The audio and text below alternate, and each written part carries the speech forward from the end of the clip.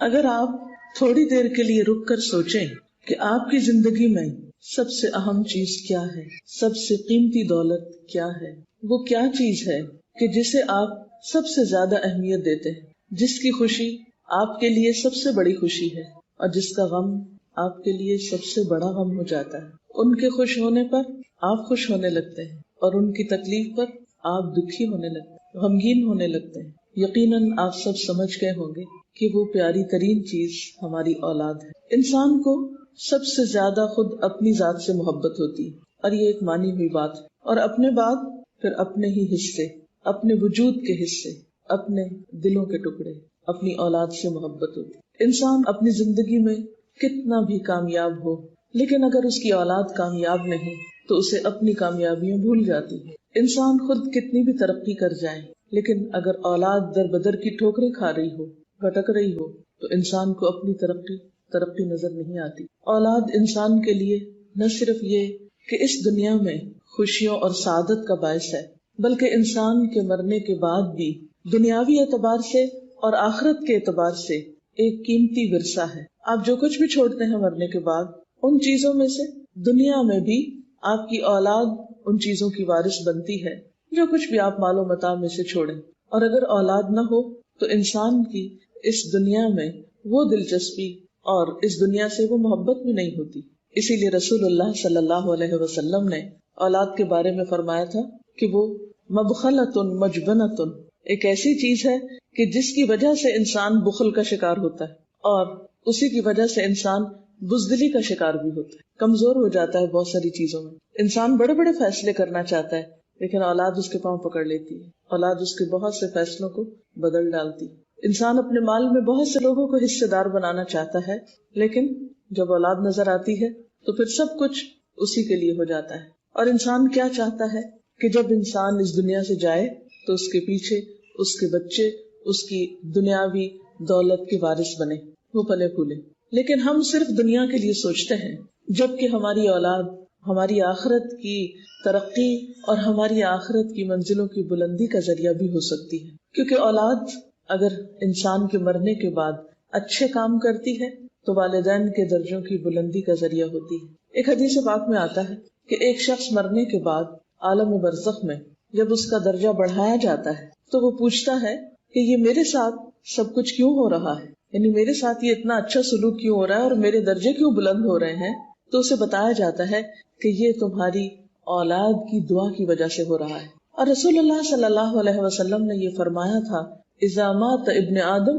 انقطع عملہ، کہ جب انسان مر جاتا ہے، ابن آدم مر جاتا ہے تو اس کا عمل ختم ہو جاتا ہے، الا من ثلاث، سوائے تین چیزوں کے، صدقۃ جاریہ، ایسی جگہ پہ مال لگانا جس کا فائدہ بعد میں بھی اس کو ملتا رہے، یا پھر او علم ينتفع به، انسان ایسا علم چھوڑ جائے، ایسا سکھا جائے کہ جو لوگوں کو فائدہ پہنچاتا رہے، جس سے اور لوگ فائدہ اٹھاتے رہیں، یا پھر تیسری چیز ولد صالح يدعو له، نیک اولاد جو والدین کے لیے دعائیں کرتی۔ یعنی انسان اب خود نیکی کرنے کے قابل نہیں رہا، دنیا سے رخصت ہو چکا، لیکن کیا چیز اس کی نیکیوں میں اضافے کا سبب بن رہی ہے؟ اس کی اولاد۔ تو یہ تین چیزیں انسان کے مرنے کے بعد بھی انسان کے نیکیوں میں اضافے کا سبب بنتی ہیں، اور ان تین چیزوں میں بھی اگر آپ دیکھیں تو سب سے پیاری چیز آپ کی اور آپ کے قریب ترین چیز، آپ کے دلوں میں رہنے والی چیز آپ کی اولاد ہی ہوتی ہے۔ آپ کتنے بھی پڑھے لکھے ہوں، آپ کتنا بھی لوگوں کو سکھا رہے ہوں، تعلیم دے رہے ہوں، آپ کتنے بھی مالدار ہوں، لیکن اگر آپ کی اولاد نہیں، یا پھر اولاد ہے اور بگڑ چکی ہے، یا اس کی صحیح تربیت نہیں ہوئی، تو باقی نیکیاں بھی انسان کی بیکار ہوتی ہوئی نظر آتی، باقی خیر کے کام اور باقی محنت بھی بعض اوقات پھر بے فائدہ ہونے لگتی۔ ایک اور حدیث میں آتا ہے کہ قیامت کے دن کچھ لوگ آئیں گے اور ان کے اعمال ہوں گے تو بہت، لیکن بتایا یہ جائے گا کہ ان کی اولاد ان کی نیکیاں کھا گئی، یعنی خود تو بڑے نیک تھے لیکن اولاد نے ان کی نیکی پہ پانی پھیر دیا، سب صفائی کر دی۔ دنیا میں بھی یہ ہوتا ہے، آپ کتنی بھی نیک نامی کمائیں لیکن بعض اوقات آپ کی نیک نامی کو بٹا لگانے والی اولاد ہی ہوتی۔ اسی لیے قرآن پاک میں اللہ سبحانہ وتعالی اولاد کو انسان کا دشمن بتاتے ہیں، اردو میں بھی یا پنجابی میں بھی ان کو میٹھا دشمن کہا جاتا ہے، کہ لگتے بہت پیارے ہیں لیکن سب سے زیادہ تکلیف بھی بعض اوقات بچوں ہی کی طرف سے پہنچتی۔ آپ مائیں اچھی طرح جانتے ہیں، ولادت کا مرحلہ ہو، یعنی بچوں کے پیدائش کا مرحلہ ہو، یا پھر اس کے بعد ان کی تربیت کا مرحلہ ہو، یا پھر بڑے ہو کر ان سے خدمت لینے کا معاملہ ہو. یہ سارے مراحل کس قدر تکلیف دہ، صبر آزما اور انتظار والے ہوتے ہیں. اور ہماری عام دعاؤں میں ایک دوسرے کے لیے کیا ہوتا ہے؟ اللہ تمہیں اولاد کی خوشیاں دیکھنا نصیب کرے، کیونکہ واقعی انسان کے لیے ایک بہت بڑی خوشی کا ذریعہ بھی ہے اولاد. لیکن اس کے ساتھ ساتھ قرآن پاک میں اللہ تعالیٰ فرماتے ہیں ان من اولادکم وازواجکم عدو لکم، کہ تمہارے بچے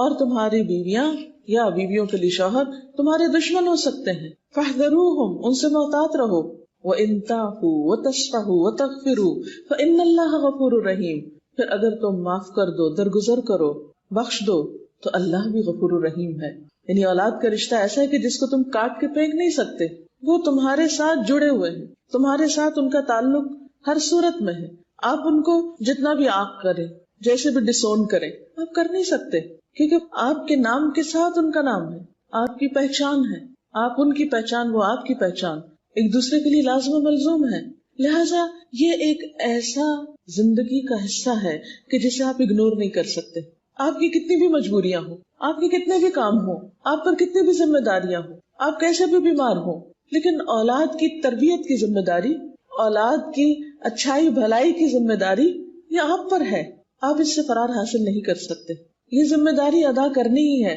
اور اس کے لیے قرآن پاک میں اللہ سبحانہ وتعالیٰ فرماتے ہیں یا ایھا الذین آمنوا قوا انفسکم واہلیکم نارا، اے لوگو جو ایمان لائے ہو، اپنے آپ کو اور اپنے گھر والوں کو آگ سے بچاؤ. پہلے اپنے آپ کو اور پھر اپنے بال بچوں کو آگ سے بچاؤ. لہٰذا ایک عام انسان کی حیثیت میں اور خصوصاً مسلمان